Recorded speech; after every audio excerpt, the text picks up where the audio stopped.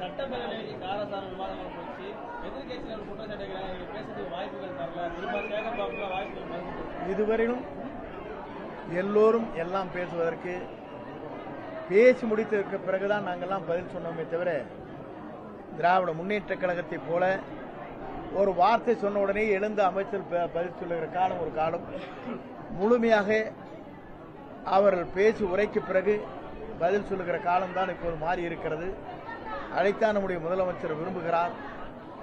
அவர் எல்லோரும் சொல்லட்டும், அதற்கான பதிலை நீங்கள் தயாராக வைத்துக் கொள்ளுங்கள் என்று குறிப்பிட்டிருக்கிறார். இதற்கு முன்னாலே சட்டமன்ற தொடர் நீங்கள் பார்த்திருக்க கூடும். நாங்கள் பேசிய உடனேயே அடிக்கடி குறுக்கீடுகள் வருவதை 4 அமைச்சர்கள், 5 அமைச்சர்கள், 8 அமைச்சர்கள் என்று கூட குறுக்கீடு வந்திருக்கிறது. இதையெல்லாம் நீங்கள் கண்கூடாக பார்த்திருக்கிறீர்கள்.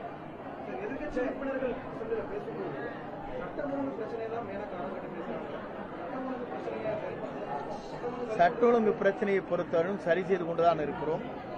அதற்கான புள்ளி விவரங்களை இன்றைக்கு சட்டமன்றத்தில் குறிப்பிடப்பட்டிருக்கிறது. திராவிட முன்னேற்ற கழக ஆட்சியில் என்னென்ன நிலைகள் ஏற்பட்டிருக்கிறது என்பதை புள்ளி விவரமாக அங்கு எடுத்துச் சொல்லப்பட்டிருக்கிறது. ஆகவேதான் சட்ட ஒழுங்கை பொறுத்தவரையிலும் இன்று அதை முழுமையாக நம்முடைய முதலமைச்சர் அவர்கள் நாளை பதில் சொல்ல இருக்கிறார்.